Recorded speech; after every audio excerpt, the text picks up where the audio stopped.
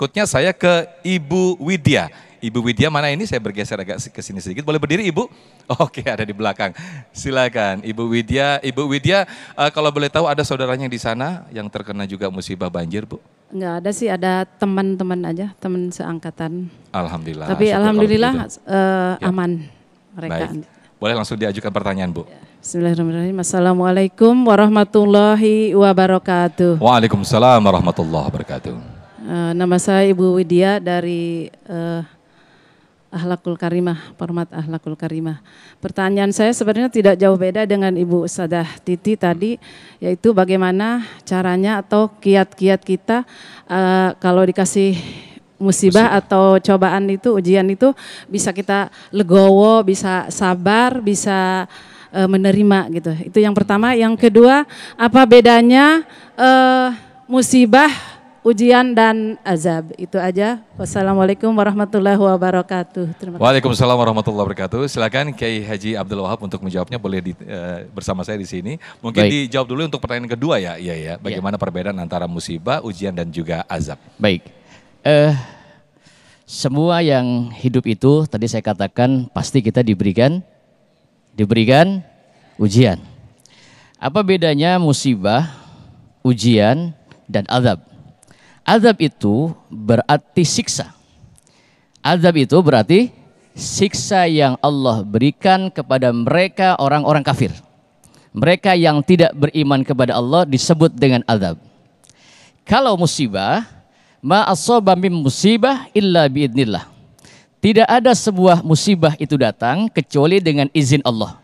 Dan Allah berikan solusi. Jaga keimanan, karena musibah itu Allah turunkan juga untuk mengoreksi keimanan kita agar kita bermuhasabah, agar kita berbenah diri. Apakah ada yang salah pada diri kita?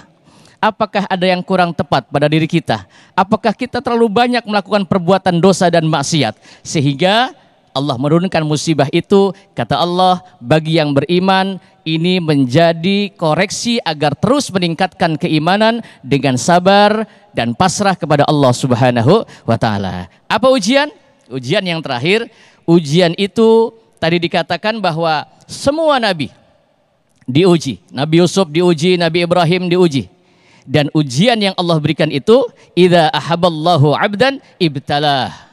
Ketika Allah cinta kepada seorang hamba, maka Allah itu untuk mengetes, untuk mengetahui kadar cinta seorang hamba. Apakah betul dia cinta benar-benar kepadaku, kata Allah, ataukah cintanya cinta gombal?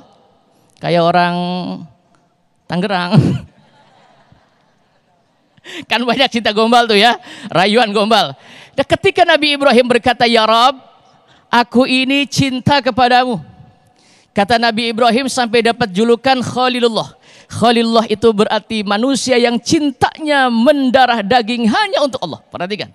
Maka disebut dengan Al-Khalil, orang yang cintanya mendarah daging kepada Allah. Tidak ada cinta yang lain di dalam hatinya kecuali cintanya untuk Allah. Cinta kepada anaknya tidak mampu mengalahkan cintanya kepada Allah. Maka ketika Allah uji, wahai Ibrahim, sembelih Ismail anakmu. Dilakukan apa enggak? Dilakukan, menunjukkan bahwa aku cintanya hanya kepada engkau ya Allah, aku enggak cinta kepada anakku. Terkadang kita kebalik, sama anak takut, betul? Sama anak lebih beranian anaknya daripada emaknya, betul Bu ya? Itu juga ujian tuh Bu, itu ujian. Ada juga yang istrinya berani sama suaminya, ada enggak? Itu ujian. Ujian apa musibah tuh? Oh dua-duanya, ujian juga musibah juga. Nah, jadi yang namanya ujian itu setiap kita dipuji. Lalu Nabi Ibrahim berkata, jangankan cintaku kepada anakku ya Allah, tidak mampu mengalahkan cintaku kepada engkau ya Allah. Ibrahim, tinggalkan istri dan anakmu. Biwadin ghairi dzar'in, bahasa Quran. Ini ujiannya.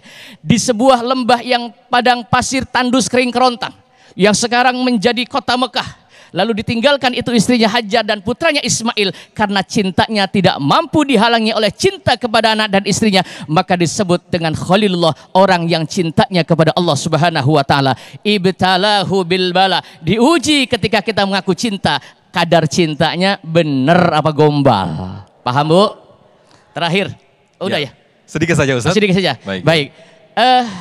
Dalam menghadapi musibah yang kita hadapi, seperti tadi yang saya jelaskan bahwa Rasulullah Muhammad itu ketika diberikan ujian oleh Allah lahir dalam keadaan yatim, nggak punya ayah, 6 tahun nggak punya, ibu 8 tahun nggak punya, kakek 51 tahun ditinggalkan oleh orang-orang yang dicintainya. Bapak Ibu, semua ini adalah proses perjalanan kehidupan kita.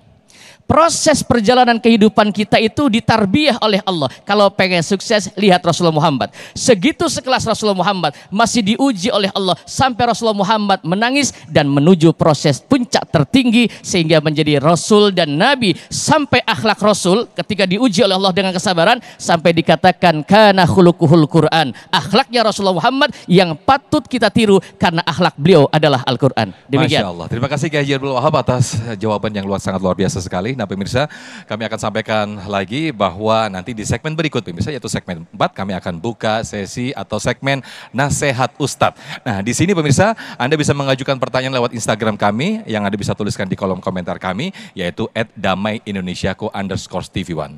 @damaiindonesiaku_tv1 berkaitan dengan tema kita pada kesempatan sore hari ini. Pemirsa, tetaplah bersama kami dalam Damai Indonesiaku spesial Ramadan.